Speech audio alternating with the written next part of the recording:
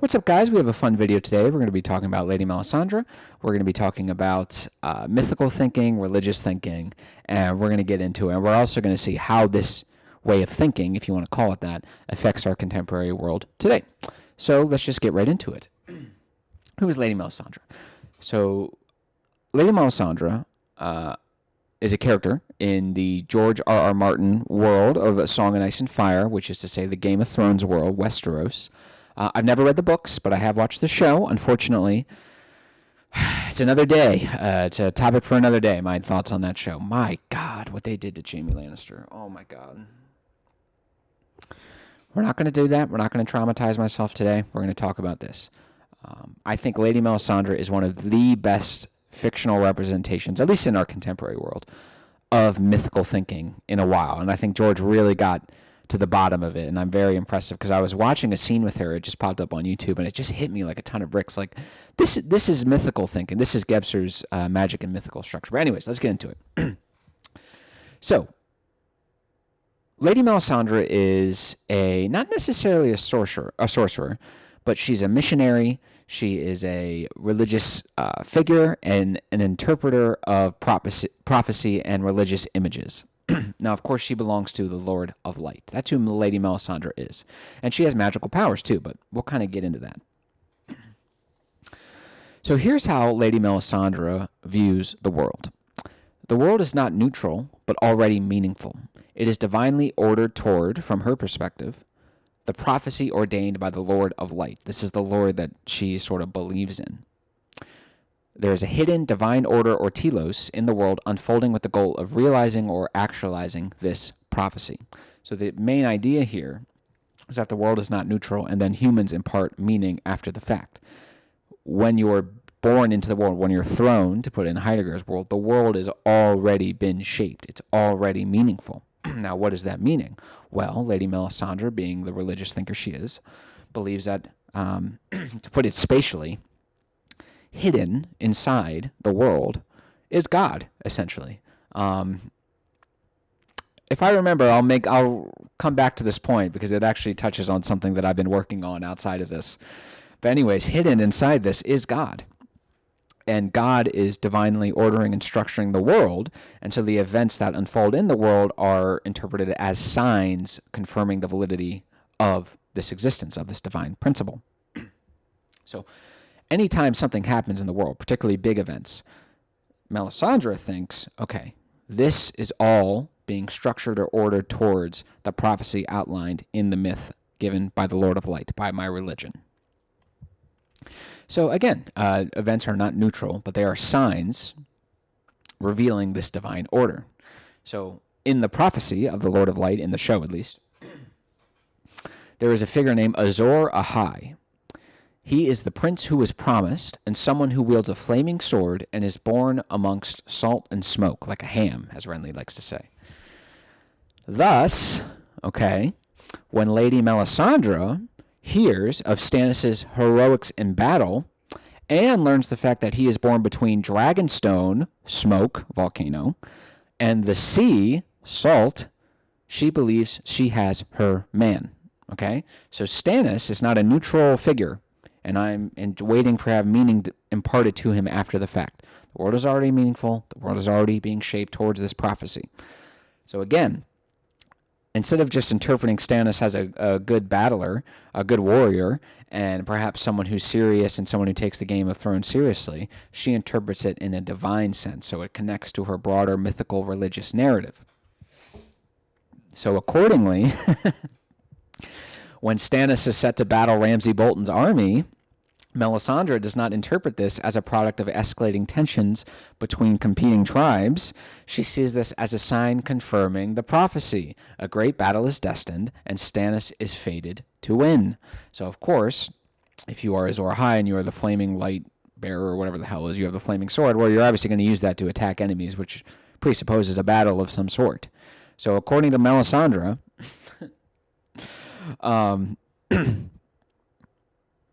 there's going to be a great battle, and then whoever emerges from this battle will be Azor Ahai, the prince who is promised, who will realize the whatever. Okay, well, the problem is I mean, a slight spoiler for the show. It's not really, it's a spoiler, but there's so much more to it. That's not that big of a deal. Well, Stannis and Ramsay Bolton or Roose Bolton's army collide, and guess what? The prince who is promised never emerges. That is to say, Stannis is killed. And this creates an obvious problem for Melisandre. Do I throw out my faith in the Lord of Light, or do I acknowledge I was wrong? She obviously is going to opt for the latter. So when she promises, and she knows deeply and divinely that this is the great battle that the Lord of Light talked about, and Stannis is the hero, therefore he will emerge as victorious, as the prince. And he doesn't do that, and in fact the exact opposite happens. Well, the problem is not the religious. The problem is not the prophecy or the belief in God or anything like that, according to Melisandre at least. The problem is that I misinterpreted it. This is fundamentalist religious thinking, right? So the point is, everything is a sign confirming the divine order structuring the world and the events that unfold in it. Everything is interpreted through a pre-existing conviction or dogmatic faith. It's not neutral, it's not causal, it's not spatial, it's not rational, it's irrational in a lot of sense. So we can see a very big problem here with mythical thinking. Of course, the common sense, rational, causal explanation for this battle, we'll say, is that the battle itself is a natural byproduct of two or multiple, and it's not really just two, but in this case, two competing tribes who insist on attaining exclusive power, which necessitates that the other won't have any. So yes, inherently, you're going to run into conflict. The idea that this has to be interpreted in this broader mythical religious narrative of the prince who is promised and Azor Ahai and all this nonsense, I guess it can, but you're not really connected to reality. So, and we know you're not connected to reality because you predicted a Stannis victory and he got smacked, or he got destroyed. That was a terrible death scene, by the way. But I guess we'll circle back to this. So that's the point. That's religious fundamental thinking. We obviously see this with Christians. Christians, at least fundamentalists, especially back in the day, they believe that the world was literally structured in a way to realize the Christian mythology. So that's why evolution was such a big deal, right? Because when evolution says, no, we were not born in the garden and all this stuff. We were actually, we have a rational causal explanation as to how we got here. Now we've got a problem, don't we? Now we've reached the same problem that Melisandre reached when she predicted Stannis' victory and saw a Stannis defeat. Well, we predicted that this, I shouldn't even say predicted, we interpreted the world through this lens, and now we're seeing information that counteracts this. So what do? Of course, what do the fundamentalists do? They counteract the new information. The new information, it's almost impossible to interpret that as a sign confirming the mythology, so we just ignore it. We just pretend it doesn't. We just call it blasphemous and all this crap. Same thing with Melisandre. So that's how they think. So we're going to see how this applies to kind of the contemporary world. And we're going to do a little politics. I'm going to try to be as impartial as possible, but we'll see. And then we're also going to talk a little bit about like rationality and how that can help us avoid some of the pitfalls that we get. Okay, so this obviously happens in politics, right? So the left. And if you want to say the far left, you want to say leftism, the Marx influence left, fine. If you want to draw a distinction between the kind of more traditional liberal moderate left and the far left kind of communist socialist left, fine. That's fine too. I'm talking about in that case, the latter. So the left has this idea. They've committed to a myth of social justice, right? So white supremacy, which is essentially a constellation of attitudes, cultural practices, beliefs, philosophies, values, systems, and myths that serve to privilege white people above every other identity. Okay, so they believe it is an invisible force that shapes, structures, and orders the world, as evidenced by events like colonialism, Jim Crow, slavery, and the purported systemic racism still present today. This is the exact same mode of thinking that Melisandre enacts when she says that the world is divinely ordered and structured to so that Azor Ahai can emerge from it with the flaming sword, the prince who was promised, and we'll have a great battle. So in the same way that Melisandre, let's say the night before a battle happens, where she looks back at all the things that happened, she goes, yep, that's a sign confirming that I was right. Yep, that's a sign confirming the Lord of Light. Yep, that's a sign confirming Stannis is Azor Ahai. It's the exact same thing the left does when they look back and they go, slavery, yep, that confirms a sign of that. Jim Crow, yep, stuff like that. These all confirm that the world is structured through this hidden I guess in the case of the left, it's not really divine, but it functions as a divine structuring agent.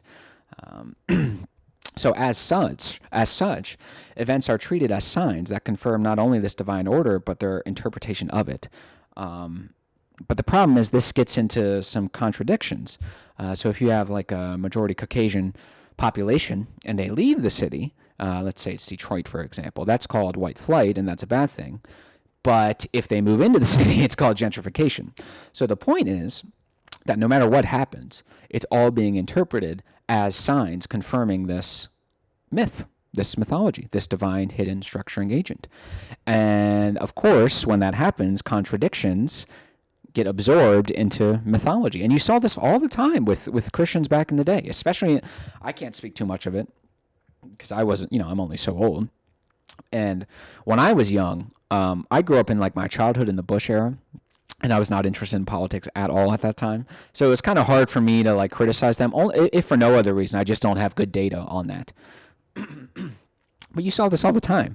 There was no one more contradictory than these Bush guys, these sort of war hawk, neocon, crony, nothing. These guys. Myth has a way of reducing ambiguity through an emotional bind to narrative, and that's what they did. So when, let's say, Iraq War happened, well, there's all this ambiguity, right, introduced by rationality. Well, when George Bush says, "Oh, I talked to God and he said to do it," okay, well, all that ambiguity goes out the window. But the point here's another example. To use an example from Derek Bell or Kimberly Crenshaw, another maybe critical race theorists, if a white person were to walk into a store and make eye contact, that is a sign that white supremacy is alive and well. As the, let's say, African-American person in this case would be, quote, othered, right? So that's a sign interpreting that this myth of white supremacy is active. If he walks in and he doesn't make eye contact, guess what? That's a sign interpreted as a confirmation of this divine structuring agent. So you get these really unfair contradictions. And, it's just, and you could say like, wow, that's a really absurd example. Yeah, I agree. And that's actually in the books. I read one of the books. It was like the writings that founded the movement. And that was actually one of the key examples. So I agree. It's a ridiculous, it's a no-win situation, but, well, yes. Now here's the problem. I'm going to call on you guys to help me out on this because I know the right does this a lot, but I worry I'm a little too close to the sun on this one. So to acknowledge the elephant in the room, which we already kind of did, the right-wing version of this would be classical Christianity, right?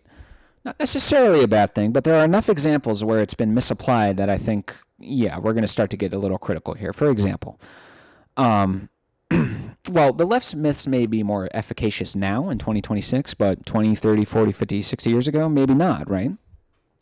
So you see this with the way homosexual people are treated. I'm just going to grant you that it's against your religion. Even if that is the case, I don't think that necessitates any sort of cruel or otherwise mean or just immoral treatment. And unfortunately, I think the leaning upon the myth really does kind of add this validity to, well, it's okay if I can be cruel because I have spiritual permission to be cruel because you're evil, and that evil is anchored in spirituality, and you're never going to convince me. There's kind of a big problem. And another problem there, and you saw this a lot, is slavery. The Bible, I'm not saying the only justification used for slavery was the Bible, but the Bible was justification. So what's happening here? Events are being interpreted as signs confirming or validating this hidden divine structuring agent, this hidden divine structuring order. In that case, it would be God. So obviously, that is one of the worst, moral atrocities out there. I mean, I think that's disgusting. So there is a right-wing version of it, but I do want you guys to kind of help me out with this because I do worry it's easy to do the left for me because I've been against the left for a while. I would like some help with the right on this. Here's another example. So there's a bunch of Christian examples you can think of, right? There's just a ton of examples you can think of where they've just been way too restrictive, they've misunderstood, or maybe, I don't want to say misinterpreted the Bible, but the way they're applying it is just wrong. So that's a big one. But another one, you see this a lot too, is the right's myths always have to do with order, decency, and purity. And a lot of times events are interpreted as signs confirming this myth. For example, let's say let's say, take the 2020 riots. That's a good example. So the left would say that this confirms their myth that white supremacy is active in oppression, and then the riot is a way to combat that politically. And then the right would say, no, you got that wrong. This is actually confirmation of another myth of a left-wing communist destruction of beauty, order, and freedom. I think anyways.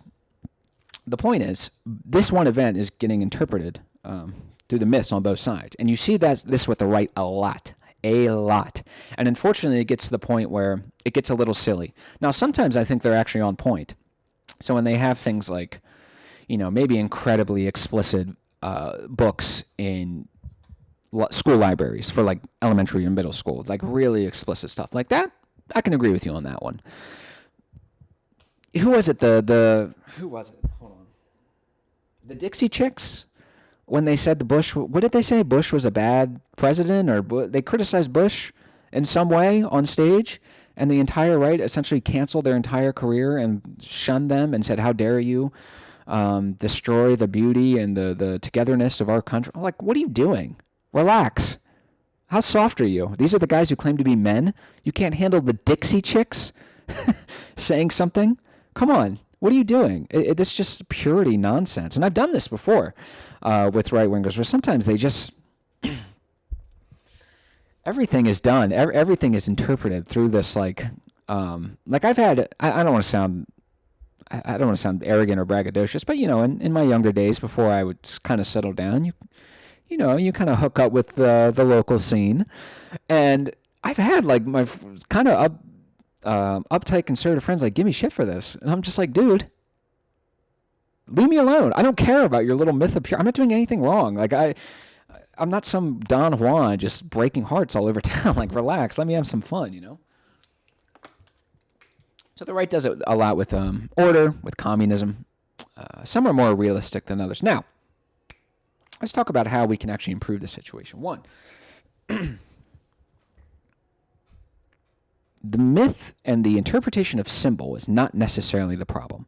The problem is, and this is what both sides have done here, and this is what Lady Melisandre has done here, is she has closed herself off to any sort of rational or causal feedback. So, and you can tell that she's been forced to integrate this fact. Because what happens after Stannis dies? She immediately goes and insists that Jon is the one who is now the prince who is promised. Well, yeah, that's because your guy died. You received causal feedback that destroyed your stuff, and now you're done. Let me give you an example. I was watching some advertisement or some movie or something, and I saw Margot Robbie. And I thought, oh, that was interesting. So I changed the channel, or I click on another video. Oh, another different, separate Margot Robbie ad appeared, okay? And then I go and talk to my coworker, or I eavesdrop on my coworker, and he mentions Margot Robbie 1 minute after this happened. What happened here? Here's the difference between a rational person, an efficiently rational person, and a deficiently irrational person. So the rational person would describe that essentially either as a coincidence or, more specifically, a coincidence driven by market saturation. It actually does have a pretty... Sure, it might be unlikely, but, it is still rationally explainable. It's not absurd. An irrational person would say, this is a sign that I should leave my beautiful family and go pursue Margot Robbie like Borat pursued Pamela Anderson because she's destined to be with me, because this is a sign. How else could I interpret this? Melisandre and the fundamentalist religious thinkers do not admit the possibility of coincidences. Coincidence becomes signs affirming the myth. That is what coincidences are to a fundamentalist religious thinker. But of course, it would be absolutely absurd for me to do that. Now, why did I think that I should do that? Why did I have that immediate emotional feeling that I should leave my family and just go follow this ridiculous, nonsensical, mythical narrative? I'll tell you why. Because when I saw Margot Robbie, and I saw her twice, and I heard her the third time, I had an immediate co-arisal of emotion and narrative. I had an emotional binding between, I had a binding between emotion and narrative. So not only did I have the narrative of, I should go leave my family to be with Margot Robbie, I had a strong emotional fuel, essentially, a strong emotional intensity that fueled that desire. Now, of course, because I'm a rational person, because I love the efficient aspects of rationality, I did not do that because that's stupid. And frankly, if Margot Robbie wanted to come hook up with me now, I'd tell her to go kick rocks because I'm happy with my family. But the point is, the emotional feeling and the narrative was there. So, Lady Melisandre, she cannot simply stop believing in her myth because the emotional bind to it is too strong. It's not simple. She has to develop her rationality. She has to develop the mental structure. There's just no getting around it. And same thing with all these other fundamentalist thinkers, the extremists. That's what these guys do. They essentially adopt a myth and then a priori just interpret everything through that, whether it be right, left, libertarian, anarchist, doesn't really matter. I think we'll end it there. I apologize if this was a little disorganized. I realized halfway through that I actually didn't finish my notes on this. I got most of them done, but not all of them. But I did write a Substack article about this. If you guys want to hear this in a little more formal and organized manner, then go check that out. I love you guys, and I'll see you soon. I hope this was somewhat enlightening and insightful. Thank you guys so much. I love you.